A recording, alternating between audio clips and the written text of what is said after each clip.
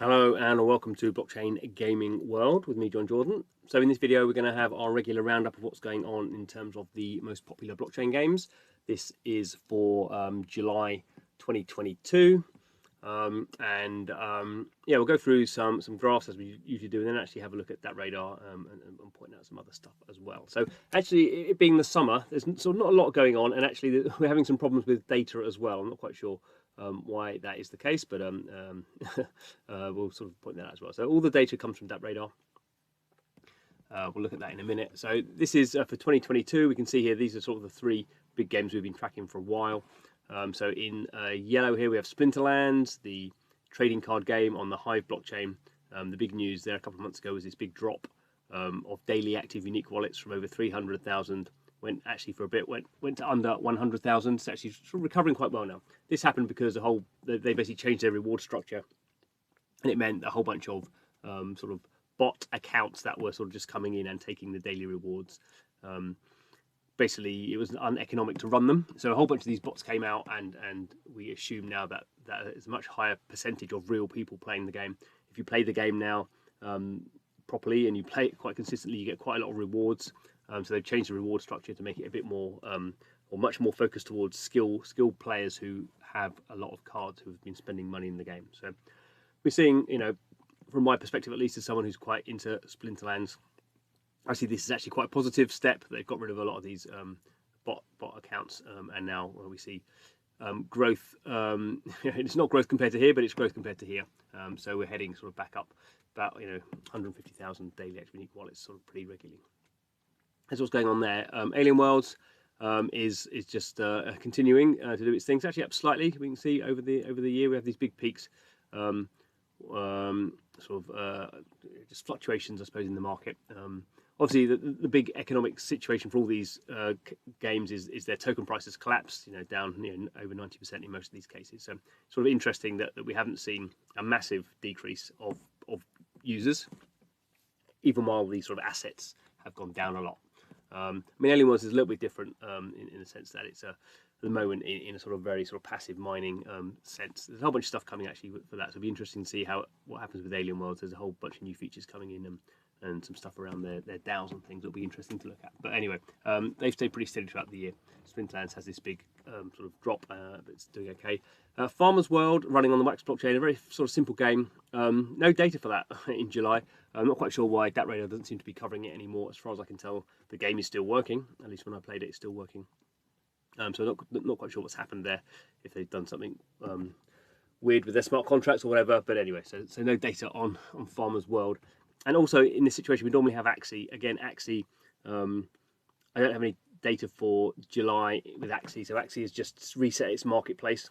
So the smart contracts basically that radar now has basically don't have any historic data. So a bit of a juggling act going on with those games that would otherwise be in here. But I guess we'll have to wait for August's update for those. When it comes to some of the smaller games, so these ones here are ones with sort of 100,000 daily active unique wallets. These are slightly smaller ones, under 100,000. I'll just pick a few of these out. As we'll see, there's a whole bunch. So Upland is maintaining itself, I guess, around the 30 to 40,000 daily active unique wallets. It was much higher at the start of the year. So that's the mobile Monopoly type game. We have DeFi Kingdoms. So I've been playing a lot of DeFi Kingdoms. Again, that's a game that's had a lot of been impacted by a few things. One, obviously, the token price going right down, which has been quite heavy over the last few months. Also, it runs on the Harmony blockchain, and that's had lots of problems. It had a hack. It's had lots of congestion as well. So there's been sort of issues around the gas prices have got more expensive for stuff on Harmony. One thing that isn't being picked up here is DeFi Kingdoms also works on the Avalanche blockchain. So it's basically a multi-chain game. From what I can see, DappRadar is not picking up any of the Avalanche stuff. So this decline is just for the Harmony version, which we know is having problems. From what I can see from DeFi Kingdoms itself, the Avalanche version, they're basically that started out as a sort of a secondary version of the game, but basically what's happening now is all the functionality of the original Harmony game is being put into the Avalanche game. So basically now people are sort of moving over, they're moving assets from Harmony and just playing it on the Avalanche blockchain, and that's where most of the activity is happening. So this decline is actually looks worse than it is. I think from what I've looked at, getting about 6,500 DAUs on the Harmony, and getting about 4,000 DAUs on Avalanche. So it's still down a lot from where it was at the start of the year, but probably doing about 10,000 daily active unique wallets across those two. Obviously, some people, there may be individuals playing across the chain, so it may not be 10,000 individuals, but anyway, in terms of wallets. And also I've put in here Solitaire Blitz. So this is a game, first game from a studio called Joystick.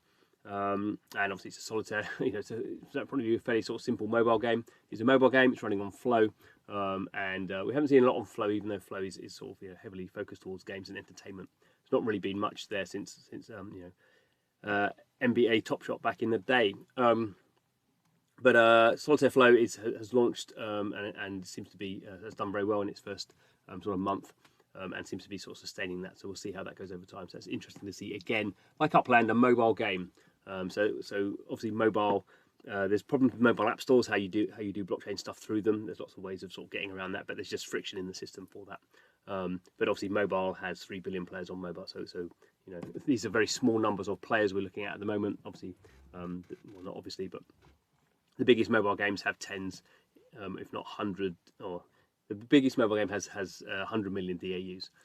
so we definitely would expect at some point to see blockchain mobile games with millions of DAUs. So that's what's going on there. I thought I'd quickly just go into DappRadar as well. So this is where I get the data from, and we can just see that there's a whole bunch of stuff that I don't normally cover in the monthly roundups, and that's because I'm just a little bit sort of conservative about this stuff. So we can see here, this is showing the 24-hour data. So Splinterlands, for some reason Alien Worlds is having some problems with the data there as well. Actually, the last couple of days is a bit low. Then we have these other ones like Game Meta and Play Mining and X World Games and Era 7. A lot of these tend to be on weird chains. Don't know what the DEP chain is even. Binance, the BNB chain. Mobox NFT Farmer Mining Network. So there are these other games that are sort of doing, perhaps tens of thousands of DAUs. But what tends to happen is they tend to be a bit patchy. So if you go to the weekly breakdown, we have sort of the games that we've just looked at, and these are some of these other games are sort of obviously it's sort of times 7, but they don't have the sort of same numbers. So I'm always a little bit nervous about some of these games and how sustained they are. We can sort of get some idea of here. This one, Play Mining, is very up and down. Game Meta actually looks bizarrely just a straight line, which always worries me a little bit. And so I try to have signal, not noise, I guess is what I'm saying. So there are these other games that are doing sort of okay. Some of these are good games. Nine Chronicles, pretty well known. Karmaverse, I'm starting to play a little bit. But just a little bit nervous about putting those into the graphs. Again, we can see if we go to the monthly data, some of these other games, they're not really not. Looks a bit spammy to me. So we always have to be careful with blockchain games in terms of there are bots out there. Games can get very big very quickly and then go away. I try not to do that because otherwise it's sort of too much work every month. But over time, if things like Game Meta or Gar Meta and Era 7 are sticking around, then I will start adding them into the sort of the regular mix. I mean, Sunflower, pretty well known on Polygon. So some of these are proper products. Pega Axie, obviously sort of well-known racing game. But I'm just not putting all this stuff in because it seems like at the moment a little bit potentially a little bit sketchy. So anyway, that was our roundup. Pretty quiet. We are in the summer, I suppose. But I think it's nice to see actually certainly Solitaire Blitz sort of coming in there and being a different sort of game, being a mobile game, being a it's not doing anything very sort of clever in terms of the gameplay. It's a Solitaire Blitz game.